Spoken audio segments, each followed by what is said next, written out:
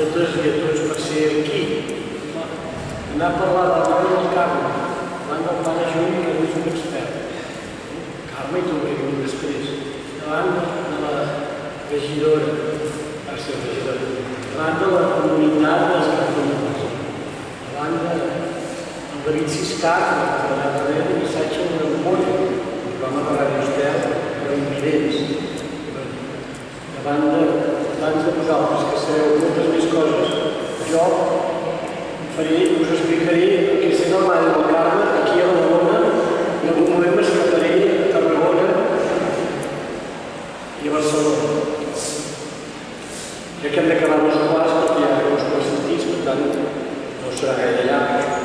I no faré un aquell cor als pregoners d'abans, cosa més senzilla que existeix. Oh, hi ha la Virgen del Carme! Això ja ha passat, el seu llenguatge més celebrat. Jo volia dedicar aquest pregó, el dedico, vaig a la Carme Hanaxet. La coneixíem com Mimí, mare de família de Mataró, restauradora de l'obres de Sant Jeroni de la Murta durant més de 20 anys, que acaba de morir, portant l'escapulant de la seva entrenadora, la mare del Carme, que s'ha acomiadat dissabte. Demanaria un moment de silenci.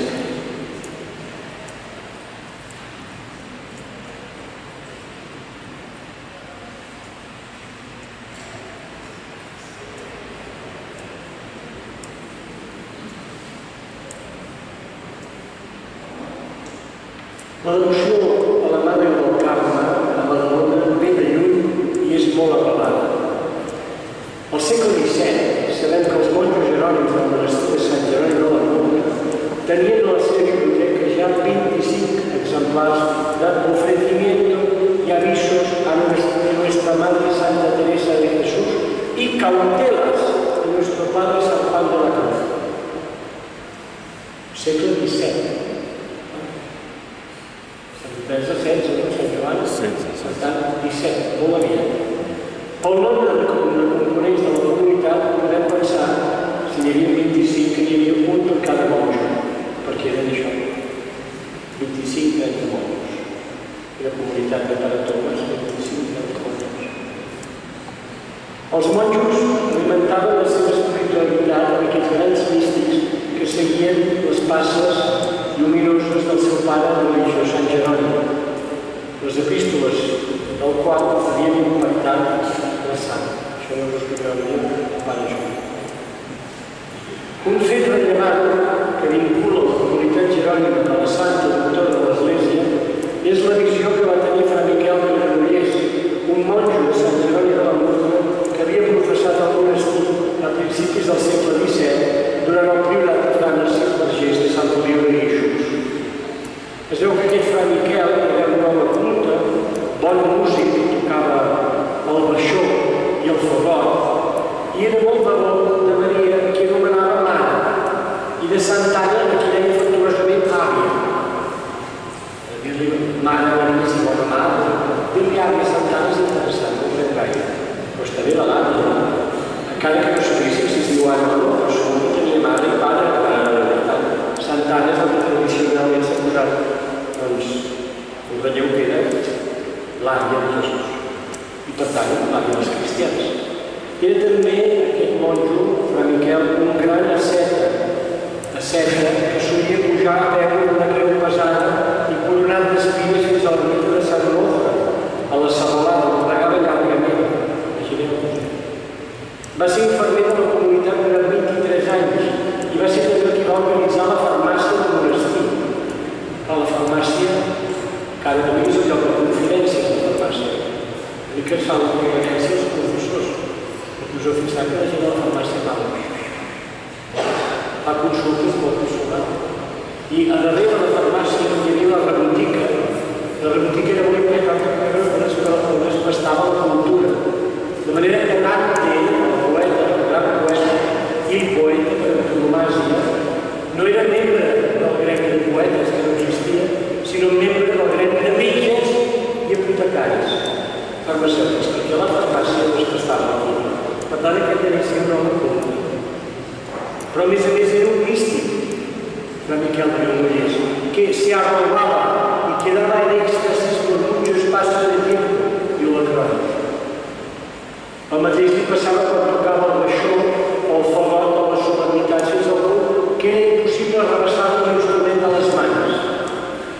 En una ocasió dient missa en memòria de Maria Magdalena, que generalment hi tenia molta devoció, en llegir l'Evangeli va viure un llarg èxtasi. I també tenia aquests èxtasis al refector, fins al punt que els altres monjos l'havien de portar braços fins a la cel·la.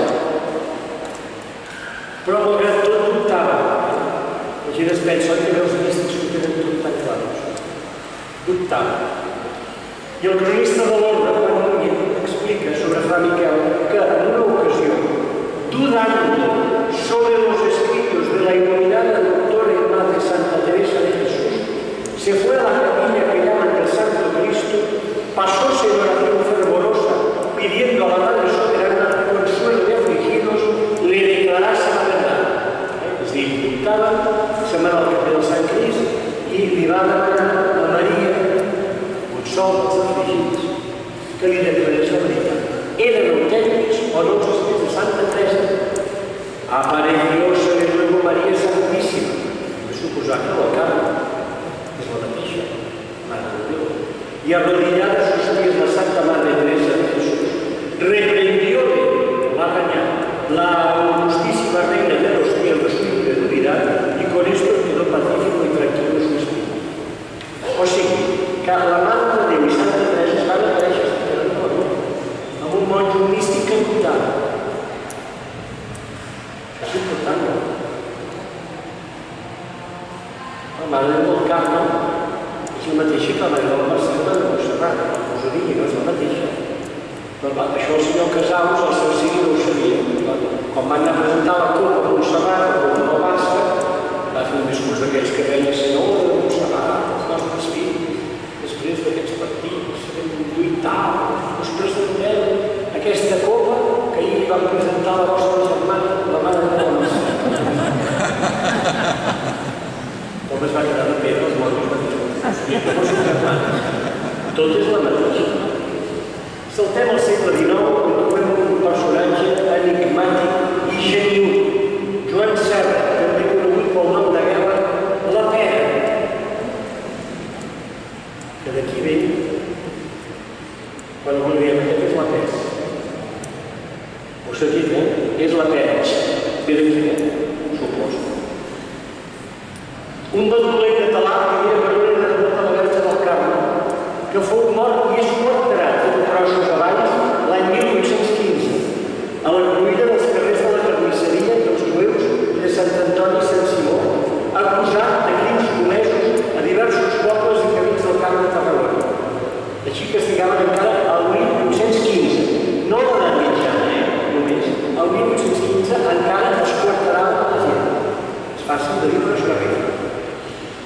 Què diu la llegenda, que és el perfum de la història? Que abans hi havia un grup de nens que van entrar a robar peres a l'hort del Carme. El propietari els va descobrir i els va dir, no els va dir, els va donar un pastabot a cada un, com mereixien, i prou, perquè és allò que els més grans diem la bufetada de temps. Ara no es pot dir perquè ens anirà a la presó, però una bufetada de temps, val la pena, un bon pastabot. Sí o no? Siguem sincers. Mal tracte infantil. Alerta. Doncs un masturbat. I un dels nens que va veure el masturbat es deia Joan Serra. I lluny d'espantar-se, li va respondre: el que acabes de fer no ho hem d'oblidar. Els nens creixen. I evidentment va créixer, es va fer soldat, però el mal geni que tenia va fer que s'enfrontés amb un sergent i la cosa va acabar una escopetada. I per això el soldat va fugir. Un soldat fora de llei, el primer que fa és començar a liquidar la gent. Clar, perquè és l'únic que s'havia de fer. I la primera cosa que va fer va ser matar el pagès que li havia trobat al costat del matí. D'aquí el seu mal nom. Havia matat un home per una pera. Per això diem, aquesta és la pera. No sembla que ho diem, què vol dir és la pera? Vol dir d'aquí. Clar, la seva carrera delictiva va anar augmentant el nombre de cadàvers de la seva consciència. Segons la llegenda, per cada mort ensenyia dues espialdes a la ruta del Carme d'abans. I abans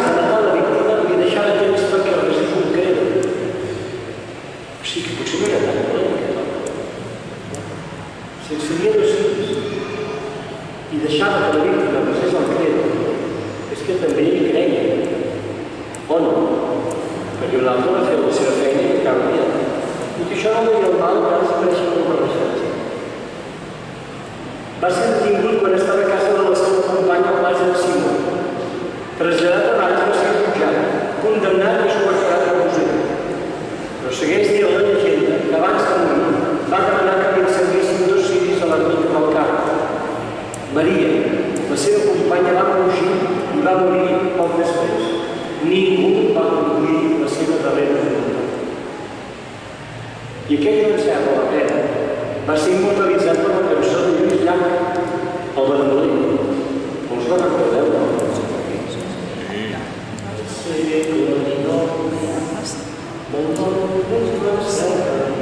Es coneix el Bandolí per tothom. I agradava la sang i el xiprer encara recorda tots els crits que ja han pregat. Pietat, pietat. No em mateu, que tinc 2 fills i una esposa. Us daré tot el meu diner, però no em claveu a xerrar. No em mateu, us demano per ma mare. I diu Joan Serra, reseu l'últim crec en Déu. Pietat, pietat. L'endemà, davant la Verge del Carme, de genolls, està pregant i a 2 ciris encén la flama. O sigui, mata, però demana perdó a la Mare del Carme. Però altre cop surt del bosc, un gemec que el vent escampa i el botxí no escoltarà. Pietat, pietat, no em mateu, que tinc 2 fills i una esposa. Us daré tot el diner, però no em claveu a xalaga. No em mateu, us demano per la mare. Reseu l'últim crec. Pietat, pietat. Però Joan Serra avui t'ha mancat la sort. 2 soldats t'han pres ben fort i ara estàs entre barrots. L'endemà, de bon matí, veu la forca preparada. En la pedra d'un crit és l'última pregària. Quan jo sigui ben mort i penjat de l'alta forca i afegeixi pel cor i m'aneu a posar la força que algú resti una pregària davant la Verge del Carme i que 2 ciris tinguin flama. Ningú ho va fer. Un final trist. Per tant, jo us diria, recordeu-vos de fer aquesta nit una pregària per en Joan Serra, Bandolí. I per tots aquells que, malgrat els seus actes, cerquen Déu sense saber-ho. Ara m'he dit un cop, ostres, clar que començava a cantar mig mal, però no he sentit. Entrant al cor.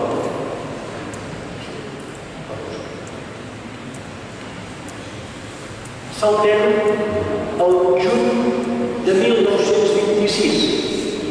Commoció a Barcelona. Un tramvia atropellat un captaire. Quan el porten a l'hospital, s'adonen qui és. L'arquitecte Antoni Miquel. Aquell dia que havia sortit del temple i havia dit en el cap d'obres: demà vingui aviat que farem grans coses. Ningú no sap quines coses volia fer avui, perquè ell que anava cada dia a missa a l'oratori de Sant Feliu, anava pensant en aquelles coses boniques, savi distret, i en el moment de creuar la galeria, un tramvia va estar a punt d'atropellar-lo i ell es va fer enrere, i l'altre tramvia li va donar un cop que havia de ser mortal. Van parar un doble d'un captaire, un Joan Serra, del segle XX, perquè a l'americana tots portaven partícules. Tots les butxaques plenes de fruits secs, els peus empanats. Captaire. Van passar 2 taxis que ens van aturar, tot això se sap molt bé, està tot explicat. Però explico un resum. El van portar primer a la casa de militar, finalment a l'Hospital de la Santa Creu, que era l'Hospital de Pobres. Aquella mateixa hora, mossèn Gil Parés, el rector de la Sagrada Família, però el rector que feia de rector, quan el va trucar al porter, va trucar no bé, l'hem de buscar, l'està buscant i finalment van trobar en una cel·la de l'hospital de la Santa Creu. No és un cantaire, és el Toni Gómez. Va viure encara 3 dies. Només va dir, Déu meu, Déu meu. El dia del seu enterrament hi van anar 300.000 persones. Van anar recorrent tots els monuments de Barcelona. És impressionant. Monuments que ell havia col·laborat. La catedral, l'anar a missa, els jesuïtes de casa, la Salesa del Passeig de Sant Joan, la Sagrada Família. I allà el mestre Millet va dirigir l'Orfeó per cantar el Rèquiem i el van enterrar davant la Verge del Carme. Per què? Ja m'ho diré. Però Gaudí està enterrat als peus de la Mare de Déu. No va al camp. I no era carmelita, ni terciari carmelita, era terciari dels Dolors. Per tant, va blanc i negre dels Dolors. No. Saltem només 10 anys més, ja anem acostant. I som al juliol del 1936. Al començament de la Guerra Civil, que esclatà la revolta, mossèn Joan Baradera, rector de Canyet, amic de la família de Llop, explica que es va voler refugiar a Sant Jeroni del Mont, a Calça de Llop. I ho explica en un article que es diu El meu armari. Vaig determinar de refugiar-me a casa de les senyores Aranyó, de la colònia de Sant Jeroni de la Mont, lloc presidit per les restes de l'històric monestir, situat en la meva demarcació parroquial. Acompanyat de les obres per un altre amic, el músic organista senyor Joan Aymeric, en Pau Repòs, vaig abandonar aquella llar acollidora. Pel camí, el meu acompanyant em va explicar, mentre avançava, amagats entre els canyars, les circumstàncies de l'assassinat dels companys meus. Penseu que l'església de Canyet, al principi de la guerra, la van cremar 7 vegades. 7, no 7 vegades. Molt espantats i plens de recel tots dos, mentre miraven les fumaroles de la pau de Sant Andreu de Palomar, arribaren a l'espantada colònia estiuenca de Sant Jeroni del Mont. Eren ja les 9 del matí d'aquell dia trist i infaust. Vaig entrar allí per una porta exposada gairebé inconeguda, que havia estat oberta prèviament pel fet que el meu amic s'havia avançat. Vaig ser rebut molt amablement. Abans hi anava gairebé tots els dies a celebrar missa. Em deien, per animar-me massa confiats, certament, com s'ha de veure, que allí no passaria res. Jo estava molt content. No obstant, aquesta optimista confiança, que potser s'esforçarien a mantenir davant meu, vaig insistir diverses vegades que m'assenyalessin un lloc de la casa on refugiar-me, en el cas d'un possible registre. Finalment em van deixar recórrer i vaig trobar un armari, la part superior del qual va semblar més o menys segura en cas precís. Per tal de comprovar-ho, vaig demanar una escala, vaig pujar al balcó i el lloc em va semblar apropiat. El senyor volia protegir. Vaig recomanar als meus acompanyants que no traguessin aquella escala.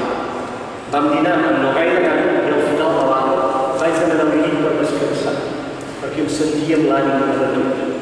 Els vaig advertir que vigilessin i que m'avisessin tot seguit en cas necessari. Tot i que em vaig adormir, de sobte em vaig despertar. I sense saber com vaig sortir a la galeria i vaig veure uns homes joves armats amb fusells i revòlvers que s'adreçaven a l'entrada de la casa. Intuint que el temps apressava, vaig anar ràpidament a la cuinera, que no vaig trobar ningú més a la casa. Vaig deduir que potser estaven recollides, pregant, en alguna habitació al jardí. Vingui de seguida, li vaig dir, i tregui l'escala davant de l'armari xiquillet i pujar. La serventa va treure l'escala ràpidament i així que la va haver deixat en el terra d'una habitació contigua sota l'illa, ja era de la càmera que em servia de vaguetat. En trobar la serventa li va dir, i vostè què hi fa? Estic fent el llit, va respondre amb aparent naturalitat i va seguir el registre que em tenia. Potser degut al que suposava, que algú m'hagués vist adreçar-me allí o sabés que anava sempre aquella colònia. Potser perquè algun bailet ho hagués dit sense malícia, perquè es van presentar novament a la casa al cap de poc de sortir. Anaven, doncs, ben orientats. Només van registrar aquella casa, entre el mateix lloc ocupades per altres famílies. El registre va durar gairebé mitja hora. Mentrestant venia reunit, més que estirat a la meva arca de salvament, al de l'armari, que encara tenia. Des d'allí els veia com es corcollaven sota els llits i dels armaris. El meu l'obriren 4 vegades i el tornaren a tancar precipitadament amb el ferrestall, que es pot proposar tant que va ser de la seva estabilitat. En aquella habitació hi havia una gran escalerata, una imatge de la Mare de Déu del Carme, bonica i antiga. Què hi fa aquí, van dir aquesta figura? I tot d'una la van llançar curiosament un gran estret fins al punt que els de la casa es van pensar que havia vingut a l'armari. Van destrossar la imatge de la Verge Maria enmig d'uns renecs espantosos, desgraciats, tot trepitjant i malbé els seus vestits. Entretant em semblava sentir una veu interior que em deia: no tinguis por, que no et passarà res. I enmig d'aquest desgavell infernal jo sentia un sossec interior que encara ara no sentia. A la galeria van trobar alguns llibres de devoció i també els van tirar a terra i els van trepitjar. Una senyora de la casa va posar a renyar-nos, la van increpar i van dir que si parlava més li cremaria de tot. Des de dalt, al meu armari oblidable, jo assistia a aquells diàlegs. A les converses que m'arribaven vaig saber que alguns veïns de la colònia havien entrat a la casa per consolar aquelles senyores que, a més del gran espant els pans que van passar pel fet de tenir també acollida una monja, tot i que també transformada, disfressada, per descomptat que tenia l'ànima penjada d'un fil, com aquell que diu per causa d'ell. Es van veure atropellades i van haver de suportar el complement descarat d'algunes joies i de les seves pulseres d'or. Ja se n'havien anat aquells emissaris de l'infern. La serventa va tornar a posar l'escala a l'armari mentre em deia emocionat: Déu l'ha salvat. I acabar la guerra José Joan Berenguer va regalar a Sant Jeroni de Talla a la Mare de Déu del Carme, de rostre serè, que encara avui presideix la capella de Sant Sebastià. I a l'antiga cambra de Saralló se'n venera una altra vestida amb robes. I arribem ara mateix, al juliol de 2022, no fa gaire, encara hi som. Dia 9. Us dono una primícia. Després d'un llarg ajornament per la pandèmia, la directora aragonesa Paula Ortiz, autora de pel·lícules com La nòvia, 2015, comença a rodar la pel·lícula Teresa, basada en la vida de Santa Teresa de Jesús i protagonitzada per Blanca Portillo. Plau fer-vos saber que un dels escenaris és el nostre monestir de la Mort. Serveix de plató, que va servir com de plató pels aquests dels hereus de la terra. La segona part de la catedral del mar, doncs ara per una pel·lícula de Santa Teresa. El repartiment principal completa a Asier Echeandía com el inquisidor i Greta Fernández el paper de Teresa jove. Teresa és una versió lliure del llibre La lengua en pedazos de Juan Mayorga, Premio Príncipe de Princesa de Asturias de las Letras 2022, basada en el seu torn del Libro de la Vida de Santa Teresa de Jesús. L'estrenaran el 2023. És un combat entre l'inquisidor, guardià de l'Església, i una monja desobedient anomenada Teresa de Jesús. I aquest combat s'esdevé a la cuina, que és on s'esdevenen els grans combats, a la cuina del monestir, que la veuríeu ara transformada. Allí on tot es cou, entre punxeros, perquè entre punxeros han de ser, Paula Ortiz explica que és un combat entre una de les ments més brillants de la nostra cultura contra un inquisidor que no sap si cremar-la o salvar-la. Juan de Mallorca, autor del llibre, diu que Teresa, un cos fràgil i una voluntat fèrria, és un personatge tan fascinant i complex com el món on va viure, com el nostre món. L'Espanya del segle XVI va ser rica en homes i dones capaces d'empreses que avui ens produeixen encara vertigen. Avui qui hi ha gran empresari? Nosaltres, Jaume Montoro, i pocs més, que ens fica encara en volat de la temps. Però qui va tirant? Va tirant endavant, que Àfrica, i que solidaris, gràcies a l'Anna que al segle XVI, qui són els grans empresaris? Els grans homes de la cultura és el segle d'or. I avui, qui són els grans empresaris? Qui són els intel·lectuals, els activistes que van canviar la història? Els locutors de ràdio? Qui són els nostres líders? Continuaria a Mallorca, però en aquella mateixa Espanya es deia gos al convers, com ho era l'àvia d'empresa, i resultava sospitosa una dona que escrivia i més s'inscrivia en la imaginació i la intel·ligència de Santa Teresa. Una dona contemplativa i una dona d'acció. No hi ha menys entre la Teresa visionària i la fundadora de monestirs. A Teresa, la pregària és acció i cada acte és una manera de pregar. Tots dos són travessats per l'amor. I aquest amor fa de Teresa una subversiva que desestabilitza l'esperit, posa en crisi institucions i divideix societats. Teresa espera pacient l'arribada de l'inquisidor per ser judicat. Vaig proposar relar paraula i personatge en una situació fictícia però versemblant, en el centre del qual hi hagués la greu decisió d'obrir el monestir de Sant Josep, la primera de les seves fundacions. Aleshores va aparèixer l'inquisidor, que borrava l'auge de preguntes incòmodes, l'enfronta en moments de la seva vida que potser volia oblidar i encén al seu cor el dubte que, com tot, en Teresa és un incendi. I a poc el diàleg entre dos personatges va apareixent un tercer. La llengua que no té ossos, però en trenca de molt gros. La llengua que transforma vides i desfà murs. Estimats amics, com us deia al principi, la devoció a la Mare del Carme a la Lorda ve de lluny i és molt arrelada. I en ella, la devoció dels grans carmelites, Teresa, Joan i tants d'altres que coneixen la vida. També Catalunya, a la península, a Europa i al món, la Mare del Carme, veu de la qual està enterrada gens menys que Gandhi, és la patrona de tot Xile. La Mare de Déu del Carme, la processó prèvia, i que la Mare de Déu ens faci tots valents davant de qualsevol adversitat. He dit